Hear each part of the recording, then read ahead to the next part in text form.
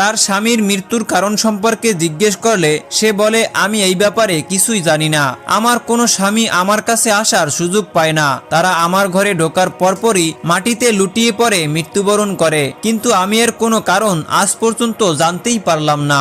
লোকমান হাকিমের ছেলে এই সমস্ত ঘটনা শুনে বৃদ্ধ লোকটির কাছে গিয়ে সবকিছুই খুলে বলল।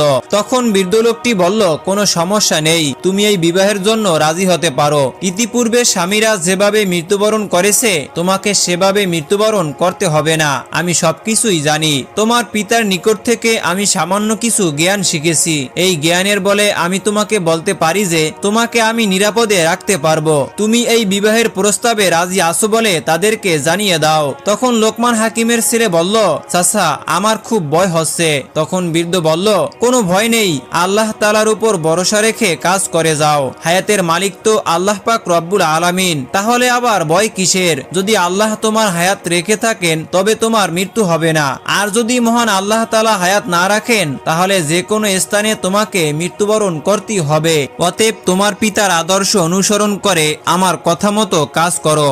আল্লাহ পাক রব্বুল আলামিন তোমার হেফাজতকারী হবেন। বৃদ্ধর কথায় লোকমান হাকিমের ছেলে অনেকটাই সাহস পেলেন। বিশেষ করে তার মনে পড়ল যে তার পিতা বৃদ্ধ লোকটির কথা অনুসারেই চলতে আদেশ দিয়েছিলেন। তাই সে প্রথম দিনের আলাপকারীকে ডেকে বলল, আমি রাজি আছি, আপনি কন্যা পক্ষকে জানিয়ে দিয়ে বিবাহর যথাযথ ব্যবস্থা গ্রহণ করুন। লোকমান হাকিমের ছেলের মুখে এমন প্রস্তাব শুনে আনন্দে আত্মহারা হয়ে গেল। সঙ্গে সঙ্গে মেয়েটির বাড়িতে গিয়ে লোকমান হাকিমের ছেলের সাথে তার বিবাহের প্রস্তাব দিল। মেয়েটি বলল, চাচা, আপনি আমার পিতার একান্ত ঘনিষ্ঠ বন্ধু। আমার পিতার অবর্তমানে আপনি আমার পিতা। আমার জীবনের উপরে যে মহা দুর্যোগের ঘটনা চলছে তা তো আপনি সবই জানেন। পৃথিবীতে আমার বেঁচে থাকা আর না বেঁচে থাকা সবই সমান হয়ে দাঁড়িয়েছে। আমি কিছুদিন পূর্বে সিদ্ধান্ত নিয়েছিলাম যে বাকি জীবনে আমি আর কাউকেই বিবাহ করব না। এখন আপনি যখন বিশ্ববিখ্যাত বৈজ্ঞানিক লোকমান হাকিমের ছেলের সাথে আমাকে বিবাহ দিতে আশা করেছেন তখন আমার আর কোনো দ্বিমত নেই, কারণ আমার মহাবিপদের প্রতিকার হয়তো তিনি করতে সক্ষম হবেন। একমাত্র এই প্রস্তাব ব্যতীত আমি আর কোনো প্রস্তাবেই রাজি হতাম না, কারণ আমার বাসর ঘরে এনে আর একটি ছেলেকেও আমি মৃত্যুর মুখে ঢেলে দিতে পারি না। আমি বাসর ঘরে আর কতই বা লাশ দেখব?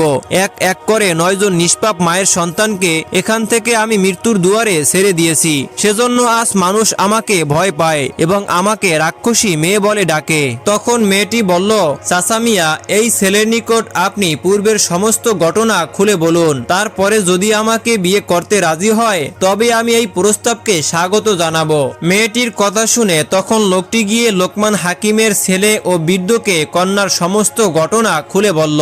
অতঃপর তারা একত্রে বসে বিয়ের তারিখ ও সময় নির্ধারণ করলেন।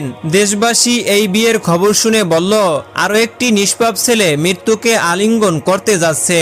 লাশ বহনকারীরা একে অপরকে বলতে লাগলো, কালকে অন্যদিকে যেতে হবে না, আজকে রাক্ষসী কন্যার বিয়ে হবে, আগামী দিন ভোরবেলাতে তার বাড়ি থেকে লাশ সরাতে হবে। এভাবে দেশের মানুষের মধ্যে আলোচনার ঝড় বয়ে যেতে লাগলো। ওইদিকে বরকে জীবিত অবস্থায় একবার দেখার উদ্দেশ্যে হাজার হাজার লোক এসে সেখানে হাজির হলো। কেউ কেউ লোকমান হাকিমের ছেলেকে ভয় দেখিয়ে বলল, জনাব, আপনাকে দিয়ে রাক্ষসী মেয়েটি 10 জন স্বামী পূর্ণ করবে, আপনার পরে আসবে সে হবে 11 নাম্বার। কেউ কেউ বলল, আপনি জেনে শুনে মৃত্যুর ঝুঁকি নিতে যাচ্ছেন কেন? আপনি নিশ্চিত মারা যাবেন। আবার কেউ কেউ বলল, সম্পদের লোভে ইতিপূর্বে 9 জনের প্রাণ গিয়েছে, অতএব অর্থ সম্পদের লোভ পরিত্যাগ করে দেশের ছেলে দেশে ফিরে যান। এভাবেই দেশবাসীরা নানা রকম ভয় দেখিয়েই চলল এবং নানান মন্তব্য করতে শুরু করলো। লোকমান হাকিমের ছেলে মানুষের কথায় ঘাবড়ে গেল। তখন সে পিতার উপদেশগুলো আরেকবার স্মরণ করলো। পিতার কথা ছিল এই যে, গাছের নিচে যে বৃদ্ধকে দেখবে তার কথা মতো চলবে। যদি সে তোমার সঙ্গী হতে চায় তবে তাকে সঙ্গী করে নিবে। কথাগুলো স্মরণ করে সে মনকে প্রশান্ত করলো এবং নিজেকে শক্ত করার চেষ্টা করলো। নির্দিষ্ট দিনে নির্দিষ্ট সময়ে বহু লোকের উপস্থিতিতে লোকমান হাকিমের ছেলের বিবাহ কার্য সম্পন্ন হলো। সেই বিবাহের অনুষ্ঠানে পূর্বের চেয়ে 10 গুণ বেশি মানুষ জামায়াত হয়েছিল। তার কারণ আরো একটি যুবক ছেলে স্বেচ্ছায় মৃত্যুবরণ করতে যাচ্ছে, আর এই ছেলেটিকে কে বা দেখতে না চায়। বিবাহ কার্য সমাধান করে অনেক লোকজন চলে গেল এবং ভোরবেলার দৃশ্য দেখার জন্য অনেকগুলো লোক অপেক্ষা করতে লাগলো। বৃদ্ধ লোকমান হাকিমের ছেলেকে আড়ালে ডেকে নিয়ে বলল, বৎস, তুমি সন্ধ্যাবেলা কন্যার কক্ষে গিয়ে কোথাও বসবে না, দাঁড়িয়ে দাঁড়িয়ে একটু সময় কথা বলবে। তার একখানা পরনের কাপড় ও একটি জামা নিয়ে আমার কাছে আসবে, সেগুলো নিয়ে সোজা আমার কাছে চলে আসবে, কোথাও দাঁড়াবে না। তারপরে আমি যা বলবো ঠিক সে অনুযায়ী তুমি কাজ করবে। লোকমান হাকিমের ছেলে বৃদ্ধ চাচার কথা অনুসারে সন্ধ্যার পরে তার নবপরিণীতা স্ত্রীর কাছে গিয়ে অবাক হয়ে তাকিয়ে রইল। মানুষ এত সুন্দর কিভাবে হতে পারে তা তার কল্পনায় ছিল না। তার নব স্ত্রী স্বামীকে দেখে আনন্দে আত্মহারা হয়ে তাকে জড়িয়ে ধরল। এত সুন্দর এবং স্বাস্থ্যবান বর ইতিপূর্বে আর কোনোদিন সে দেখেনি। এভাবে কিছু সময় কাটানোর পরে মেয়েটি ফুপিয়ে ফুপিয়ে কেঁদে উঠল। তখন লোকমান হাকিমের ছেলে তাকে জিজ্ঞেস করলো, তুমি কাঁদছো কেন? মেয়েটি তখন বলল, তোমার মতো ভাগ্যবান একজন স্বামীর চরণতলে আমি কতক্ষণ ঠাঁই পাবো তা আমি জানি না, কারণ আমি এক হতভাগিনী। আমাকে ইতিপূর্বে 9 জন যুবক বিয়ে করেছিল, কিন্তু আমি কাউকে মন দিয়ে ভালোবাসার সুযোগ পর্যন্ত পাইনি। তাই তোমাকেও সেভাবে হারাতে হয় কিনা সে কথা ভেবে আমি কাঁদছি। এই সময় লোকমান হাকিমের ছেলের মনে পড়ল সেই বীরদের নির্দেশ এবং তার কথা। তখন সে বলল, আমি তোমার সাথে একটু পরেই আলাপ করব।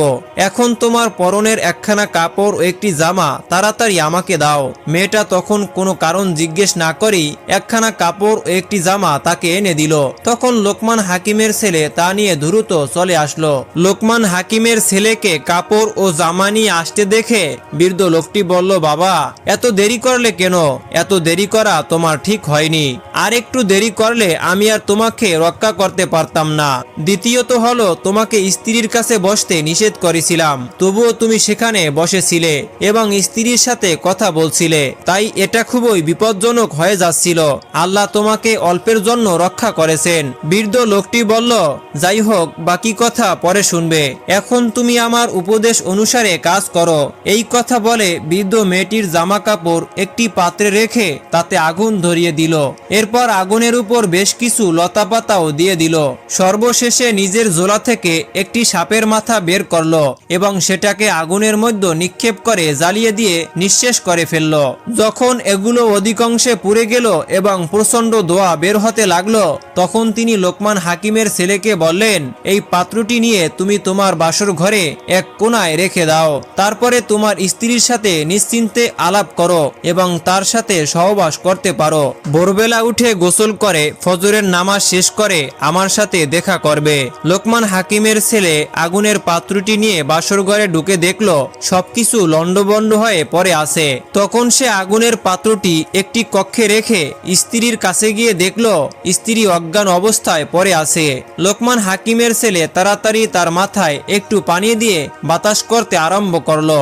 দীর্ঘ সময় সেবা করার পর তার স্ত্রীর চেতনা ফিরে আসলো। স্বামীকে তার কাছে বসে থাকতে দেখে সে খুবই আনন্দিত হয়ে স্বামীকে জড়িয়ে ধরলো। তখন লোকমান হাকিমের ছেলে তাকে বলল, তোমার এই অবস্থা কিভাবে হলো এবং ঘরের আসবাবপত্রগুলোর এই অবস্থা হলো কিভাবে? তখন তার স্ত্রী বলল, তুমি ঘর থেকে বেরিয়ে যাওয়ার পরে এক বিরাট আকৃতির দৈত্য আমার ঘরে এসে হাজির হলো। সে আমাকে উপরে তুলে একটি জোরে আছাড় মারলো। তারপর আমি অজ্ঞান হয়ে পড়ে রইলাম। তারপর কি হয়েছে তা আমি কিছুই জানি না। লোকমান হাকিমের ছেলে বলল, এটাই ছিল তোমার শেষ বিপদ। আল্লাহর রহমতে আগামীতে আল্লাহ পাক রব্বুল আলামিন তোমাকে কোনোদিনও বিপদের সম্মুখীন করবেন না। এই কথা বলে তারা প্রাণ ভরে কথাবার্তা বলতে শুরু করলো, হৃদয়ের ভালোবাসা আদান প্রদান করলো। সর্বশেষে তারা মিলন করলো। রাতের শেষে গোসল করে উভয়ই ফজরের নামাজ আদায় করলো। অতঃপর সূর্য উদয়ের সাথে সাথে যখন লোকমান হাকিমের ছেলে তার ঘর থেকে বের হয়ে বৃদ্ধ চাচার নিকট রওনা করলো, তখন পাশে লাশ বহনকারী দমের সাথে তার সাক্ষাৎ হলো। তখন তারা বলল, হুজুর, আপনি কি রাক্ষসী কন্যার স্বামী নন? তখন লোকমান হাকিমের ছেলে বলল, হ্যাঁ। তখন ওরা বলল, তবে আপনি কিভাবে বেঁচে আছেন? লোকমান হাকিমের ছেলে তখন বললেন, বাঁচা মরা তো আল্লাহর হাতে, আল্লাহ আমাকে বাঁচিয়ে রেখেছেন। তারা বরের এই জীবিত থাকার কথা সারা এলাকায় ছড়িয়ে দিল। খবর শুনে দলে দলে মানুষ এসে তাকে সালাম জানালো এবং তিনি কিভাবে বেঁচে রইলেন তা জানতে চাইলেন। লোকমান হাকিমের ছেলে বলল, এটা আল্লাহ পাক রব্বুল আলামিনের ইচ্ছা। অতঃপর লোকমান হাকিমের ছেলে সমস্ত ঘটনা বৃদ্ধ চাচার কাছে খুলে বলল। বৃদ্ধ বলল, এই যুবতীর প্রতি এক শক্তিশালী জিনের আসর ছিল। সেই যুবতীর বিবাহ সহ্য করতে পারত না, কারণ যদি কোনো মানুষ এই যুবতীর সাথে একবার সহবাস করে ফেলতো তাহলে জিনের আসর ও প্রভাব চির